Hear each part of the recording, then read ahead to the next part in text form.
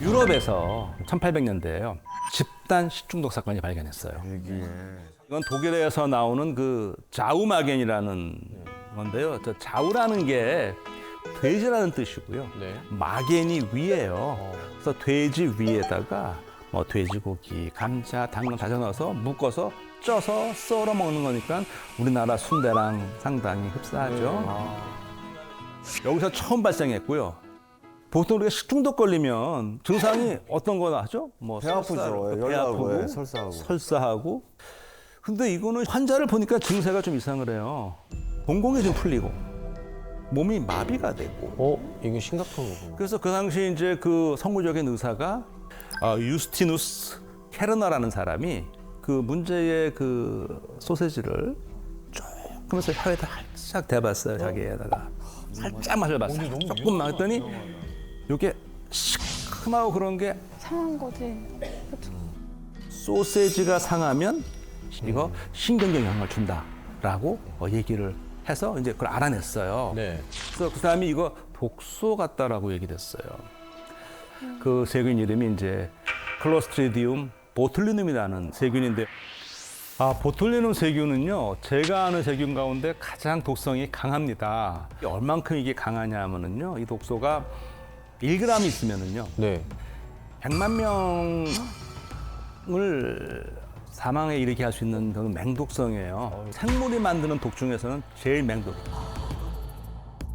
얘가 이 중독이 되면 얘는요, 근육을 마비시키는데, 우리가 근육 이렇게 이완, 수축 이렇게 되잖아요. 네. 얘가 수축을 못하게 해요. 그러니까 쫙 펴져요. 그러니까 왜 동공이 풀리고 마비가 오고 뭐 심장이 멎을 수도 있고 뭐 이제 이렇게 해서 심하면 이제 생명을 잃게 되는데, 근데 이게 밝혀진 다음에 이 독을 아주 엄한 데에다가 생화학무기.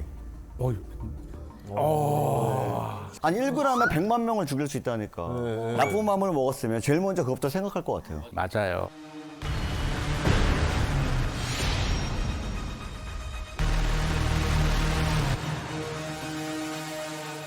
그래서 이제 미국도 연구했는데 미국은 이 독으로 일본군 고위 장교, 장성들을 이제 암살하려는 계획을 세웠어요. 네. 실패했어요. 하려다가 중도에 포기해버렸어요. 아, 시도도 못 하고요? 시도하려다가 포기했어요. 왜 그럴까요? 어떻게 왜 실패했습니까? 네. 아니면 독이 너무 소량이기 때문에 네. 이동 도중에 없어졌을 수도 있어요. 없어졌다. 충분히 가능한 거죠. 그쵸. 증발하는 것처럼 약간 아예? 약간 증발할 수도 있어서. 자, 다음 말씀드리면 정말 작전을 성공해야 되니까 주인을 잃고 다니는 당나귀가 지나가길래 당나귀한테 하나를 먹여봤어요. 멀쩡해. 오 마이 갓. 너무 소량이었나? 그래서 본국에다가 이거 먹어도 당나귀 멀쩡하게 했더니 뭐야? 취소. 그래서 너무 황당해. 왔어요. 네. 근데 이게 이 보툴리 만드는 이 독소가 네. 희한하게도요. 네. 유일하게 당나귀만 여기에 내성이 있어요. 근데 그거를 야, 재수없게 당나귀한테 왜 하필이면 당나귀? 만약 그게 뭐 개나 말이었으면 근데 당나귀만 내성이 있어요. 와 거기에 만약에 옆에 닭이나 개, 돼지 이런 거 있었으면 성공했겠네요. 성공했는 거죠. 예. 우와. 이건 신이 하지 말라는 거야. 그러니까 안 하길 잘한 거야. 안 하길 잘한 거야. 그래서 이제 그게 안 됐어요. 근데 사실 보툴린이 이 독소는 무기로는 쓸 수가 없는 거예요. 세균전 그 생체 실험으로 악명 높은 일본의 일본. 731 부대에서는 중국인과 조선인을 대상으로 이거 실험을 했어요. 독소 실험을 그 무기로 개발해 보려고. 그 어느 나라도 무기로는 못 만들었어. 다행이죠. 네. 그러다가 시간이 쭉 지났어요. 이제 미국의 안과 의사가 앨런 스캇이라는 사람인데 1960년대부터 이 양반이 이제 뭐 전공이냐면은 사시 교정을 이제 전문으로 하고 그러는데요. 이 사시라는 건 결국 근육의 문제거든요. 근데 그 당시로서는 약이 없고 수술로만 이제 해야 되는데 이 사람은 이거는 어떻게 약으로 할 수 있을 것 같은데 해서 이제 막 찾아봤어요. 쭉 보다 보니까 이 독소 연구가 많이 됐으니까. 그러니까 이게 무기를 만들려 했었기 때문에요. 네. 정제법, 해독제 뭐 이런 거 다 개발돼 있어요, 이런 게. 이게 근육을 이렇게 해준다고? 그러면은 사실을 필 수 있겠는데? 그러네. 그래서 먼저 원숭이를 대상으로 실험해봤더니 돼요. 그래서 그 다음에는 임상실험을 해보겠다. 네. 자원자 받아서 했더니 돼요. 되는 거예요. 그래서 그때부터 사람을 죽이는 무기로 쓰려던 게 뭐가 됐어요? 이제 사실교정, 눈떨림 치료, 이런 거로 된 거예요. 그러다가 이제 80년대로 옵니다. 1987년에 캐나다 부부 의사예요. 네. 남편이 피부과 의사, 네. 부인은 안과 의사예요. 근데 안과에서는 87년이니까 보툴린 독소를 가지고 약으로 쓰고 있었죠. 남편한테 얘기하는 거예요. 여보, 내가 지난주에 눈떨림 환자가 와가지고 이걸 놔줬는데 오늘 왔더니 미간에 주름이 없어졌더라? 와, 신기했다. 와, 대박. 그러니까 피부과 가서 머릿속에 번뜩 하는 게 있는 거다. 그렇지. 이거다. 그때부터 이제 미용, 성형용으로 이제 이게 쓰이기 시작했어요. 데뷔를 했어요. 다시 미국으로 옵니다. 91년에 미국의 앨런라는 회사가 그때까지 있는 이 보툴리눔 독소와 관련된 지적재해 사건을 사들여요. 그리고 제품을 만들어요. 제품 이름은 보툴린의 보, 네. 독소, 톡신의 톡스 붙여서 오, 톡스. 와. 그럼 최초의 보톡스 기원이 햄에서 발견된 거네요, 그거. 그러니까 이게 재밌죠? 식중독균, 네. 생화학무기 후보군, 네. 지금은 보톡스라는 거 네. 사실 저도 이제 부인할 수가 없는 게 자꾸 눈물이 나요. 내려 중력, 자꾸 중력 이거 되고 눈물이 두 가지 이유로 나요. 호르몬 변화가 와서 뉴스 보다가도 울고 책 많이 보면은 이게 내려와서 눈물 나니까 이거 땡겨줄 필요가 있거든요. 세상에. 네. 이거 자기 희생. 이럴 때 제가 보톡스. 네. 그래서 와, 독이었어. 스피노자라는 철학자가 있어요. 네. 스피노자는 책을 한 권 남겼죠. 에티카라는 거. 거기에 이런 말이 있습니다. 즐거운 음악이 네. 기쁜 이에게는 좋고 장례식장에서는 나쁘며 청각 장애인에게는 좋지도 나쁘지도 않다. 좋은 음악, 나쁜 음악 있는 게 아니고 뭐가 중요해요? 관계. 그러니까 저 독소가 진짜 사람을 죽이려는데 눈이 먼 사람들한테 가면은 독이 되고. 독이 되는 것이고 사람을 치료하라는 선한 손에 오게 되면 치료제가 되는 것처럼 좋은 균, 나쁜 균 있는 게 아니고 어떤 관계를 갖느냐. 전 궁금한 게 그 생물학자분들이 아까 직접 맛을 봤잖아요. 위험하다. 근데 사실 왜 그런지랑 남한테는 할 수 혹시 없잖아요. 그렇죠. 그렇죠. 그거는 이제 범죄죠. 교수님도 혹시 그런 경험이 있으신지. 일단 게러너 같은 경우는 환자를 의사였기 때문에 네. 환자를 구하겠다는 마음이 앞섰을 거고요. 그러니까 말씀하신 것처럼 자기가 잠깐 봤던 거고. 그러니까요. 그와 비슷한 거는 80년대에 잘 아시는 헬리코박터 파이로리라는 세균도 아실 거예요. 아시죠? 예. 위험을 일으키는 세균이에요. 그거 발견되기 전에는요, 야, 위에는 뭐 어떻게 미생물이 사냐, 그 강산에서 못 산다, 그랬던 거예요. 그런데 이 베리 마샤이라는 호주 의사가 80년대에 이거는 벌써 걸려서 온 사람에서 이렇게 검체해서 보니까 현미경에 세균이 있는 거예요. 논문을, 이거 세균도 위에 살면서 이게 위험 일으킬 수 있다. 논문을 안 받아줘요. 말도 안 되는 소리라고. 이 사람이 그래서 사람들 이렇게 모아놓고 여기 헬리코박터 파이로리 세균 배양에 갖다 놓고요. 나 이거 마신다 이거 이제. 이거 마시면 나 이거 이제 걸릴 거다. 쫙 마셨어. 순전히 마셨어요. 이거 싫어해요. 자, 나 먹었다. 이제 걸린다. 걸렸죠. 나 이제 약 먹는다 항생제. 세균이니까 약 먹었어요. 났어요. 났다. 증명됐지. 세균이 살아요. 그래서 헬리코박터 파이로리가 발견이 됐고, 그래서 베리 마샬은 노벨상을 받았죠.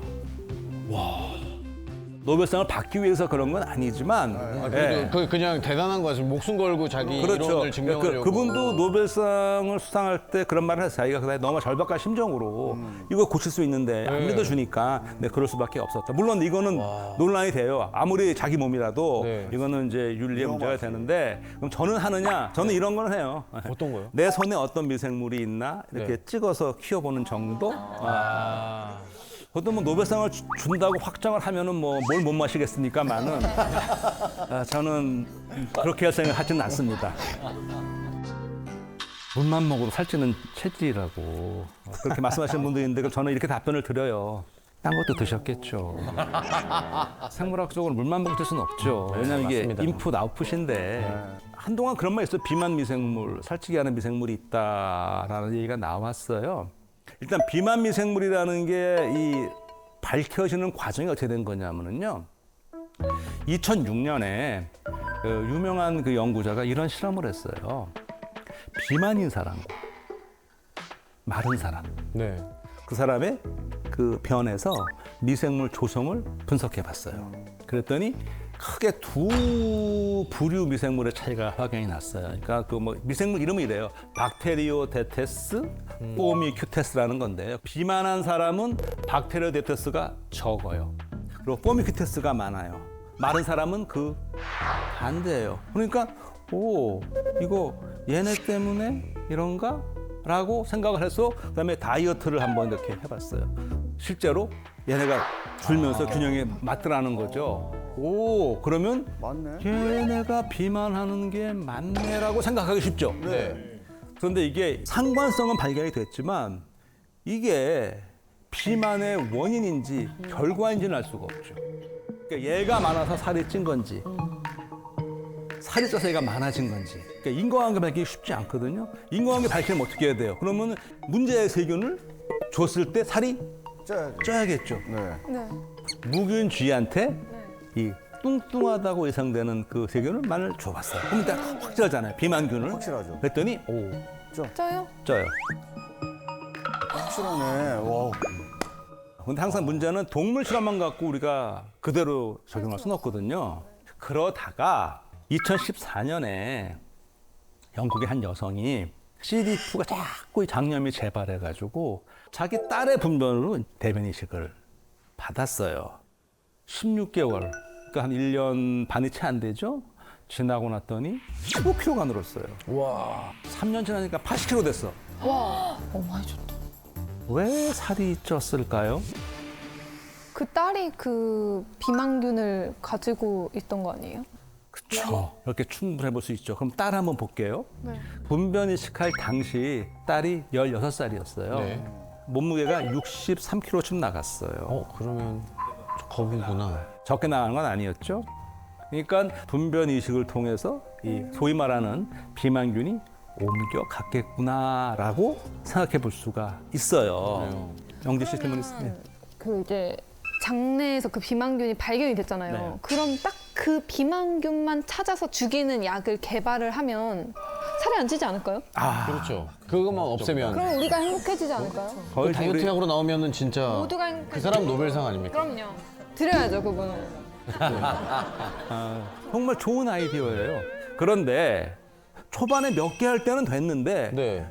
표본 수가 늘어나면서 서로 데이터가 이게 상충되는 경우가 너무 많은 거예요.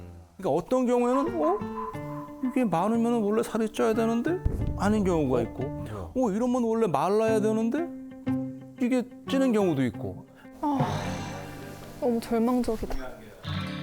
절망이 아니고요. 왜냐면 이제 평생 숙제니까. 평생 숙제니까. 장 속에 미생물이 얼마나 종류가 있냐면 거의 천종 종류가 종수로 이렇게 있어요.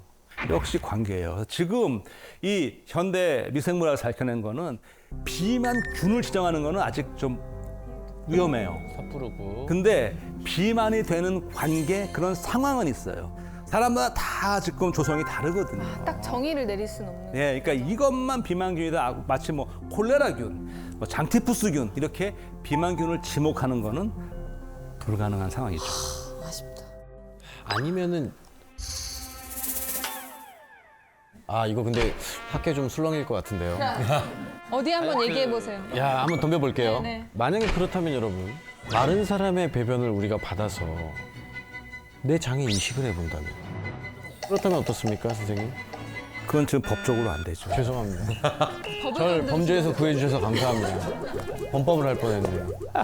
혹시나 그러면은 왜 아무리 먹어도 살 안 찌는 친구가 한 명씩 있잖아요. 맞아요. 직장이고. 그러니까 그 사람들의 그 대장의 환경을 그대로 우리가 또 갖고 온다면 혹시나 그게 기본적으로 장내 미생물뿐이 아니고요. 네. 체질이라는 게 있잖아요. 체질 무슨 얘기냐면 기본적으로 기초 대사량이 높은 사람이 있어요. 예. 그 다음에 더해서 이제 음식과 다음에 이제 그 장내 미생물의 조화로 되는 거니까 그렇게 어느 하나만 짚어서 지목하는 거는 불가능하고. 근데 조금이라도 덜 먹는 게 맞네요. 운동을 해야 돼요. 그냥. 덜 먹고 운동하고 적당히 먹고. 다만 이건 있어요. 우리가 뭘 먹잖아요. 우리만 먹는 게 아니에요. 장내 미생물 생태계가 건전해져야 내 장이 편해지는 거거든요. 그러니까 먼저 얘네가 좋아져야 돼요. 아. 얘네한테 좋은 먹이를 줘야 돼. 그럼 얘네한테 좋은 먹이가 어떤 거냐? 우리가 소화를 잘 못하는 게 얘네한테 좋은 거죠. 얘네도 먹을 게 있을 거잖아요. 자, 그러면 입에서 밥을 씹으면 벌써 입이 달달해집니다. 입에서부터 벌써 탄수화물은 소화가 되고 있어요. 그만큼 우리한테 좋은 에너지원이 되기 때문에 이거는 우리한테 휘발유에 해당하는 거기 때문에 빨리 써야 되기 때문에. 탄수화물. 그러고 다음에 쫙 소장을 가서 쫙 흡수해요. 그러니까 탄수화물 이런 거는 다 흡수를 해요. 네. 쭉 대장으로 가면 대장에 미생물이 제일 많은데 글로 가면은 얘네는 다 우리 흡수가 없죠. 역사를 보세요. 언제 이 민중 봉기가 일어나느냐? 딴 거 없어요. 먹을 거 없으면은 봉기 일어나는 거예요. 그러면 문제가 생겨요. 자, 그러면 평소에 어떻게 줘야 돼? 얘네 먹을 걸 좀 줘야 돼. 뭡니까? 걔네 뭐 먹어요 그래서? 그러니까 우리가 소화 못하는 뭐 거, 먹는 거, 뭐 소화 먹어요? 못하는 거, 소화 못하는 흔히 게 말하는 뭐가 있어요? 식이섬유라는 거 있잖아요. 그 어떤 동물도 셀룰로즈, 섬유질은 소화를 못해요. 초식동물도 못해요. 초식동물은 걔네가 하는 거 아니에요. 위 속에 사는 미생물이 해주는 거죠. 고기 같은 거 중에는 없습니까? 어느 거요? 고기 같은 거요. 없습니다. 죄송해요. 그냥 지금 배가 고프셔가지고 힘줄. 계속. 힘줄이 얼마나 센 줄 아세요? 힘줄 대장까지 갈 수 있을걸요. 아닙니다. 다 흡수합니다. 해보지도 않고 포기하지 마. 힘줄 먹어볼 수 있잖아. 어쨌든 그 이유가 바로 그거예요. 적당히 그걸 먹어줘야만이 얘네도 먹고 살 게 있거든요. 우리도 먹고 얘네도 먹여주자 하는 거죠.